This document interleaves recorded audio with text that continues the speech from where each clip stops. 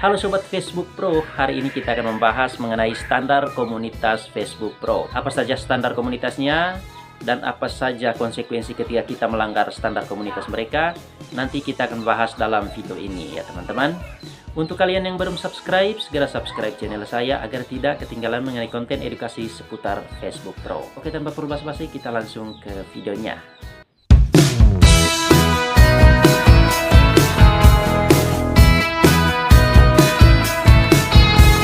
Aturan pertama yang harus kita lakukan yaitu kita harus memenuhi standar konten. Standar konten itu apa bang? Standar konten itu yang pertama ya kita harus membuat konten yang relevan.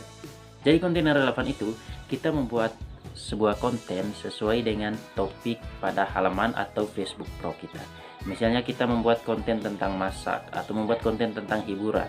Jadi di next time atau selanjutnya kita harus terus membuat konten yang sesuai atau relevan dengan halaman atau Facebook Pro kita. Jadi itu untuk standar konten ya teman-teman. Berikut konten yang berkualitas. Konten yang berkualitas itu apa bang? Konten yang berkualitas itu tidak seharusnya HD ya teman-teman.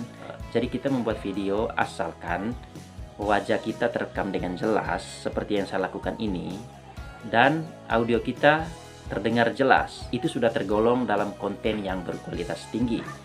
Tidak perlu HD ya teman-teman. Jadi jangan terlalu berpikir, oh konten saya tidak HD, tidak mungkin ini menjadi konten yang berkualitas. Oh no teman-teman. Jadi konten yang berkualitas itu seperti yang saya lakukan sekarang, yaitu audionya harus jelas dan muka kita harus terlihat jelas juga.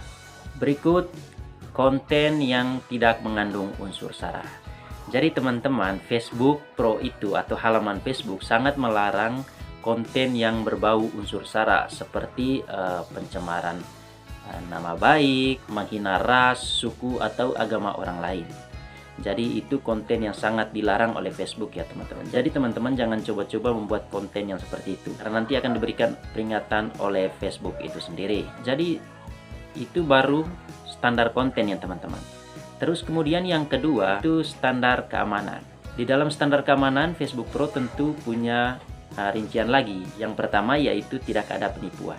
Jadi buatlah konten yang tidak mengandung unsur penipuan. Konten yang mengandung unsur penipuan itu tidak akan lolos untuk dimonetisasi di Facebook Pro ya teman-teman. Buatlah konten yang tidak berbahaya. Konten yang tidak berbahaya itu seperti apa bang? Misalnya konten-konten yang membuat percikan darah atau kecelakaan.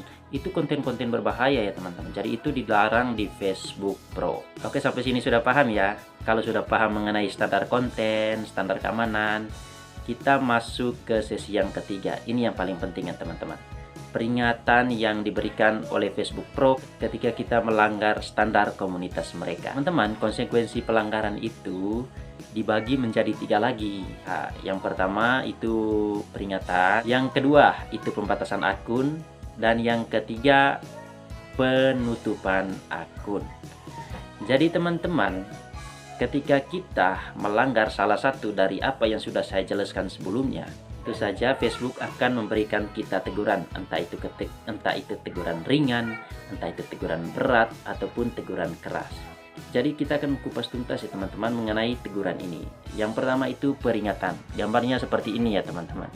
Peringatan di Facebook Pro atau di halaman Facebook Pro.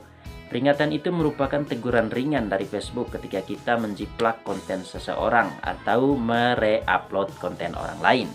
Itu untuk pelanggaran ringan ya teman-teman. Yang kedua itu pembatasan akun. Pembatasan akun itu masih tergolong ringan ya teman-teman, karena akun kita akan dibatasi untuk berinteraksi dengan teman-teman yang ada di Facebook Pro.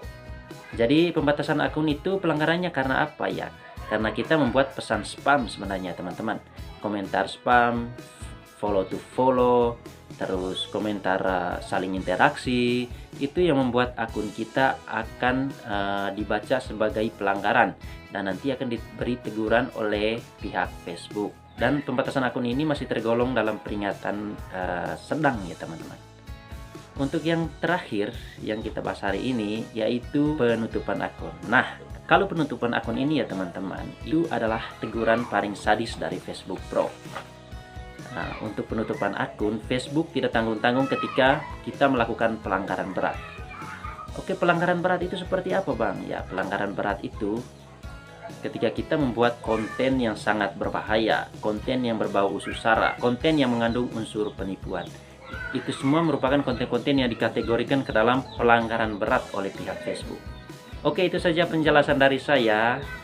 Untuk kalian yang belum subscribe, segera subscribe ya teman-teman, agar tidak ketinggalan informasi seputar edukasi mengenai Facebook Pro atau halaman Facebook ya teman-teman.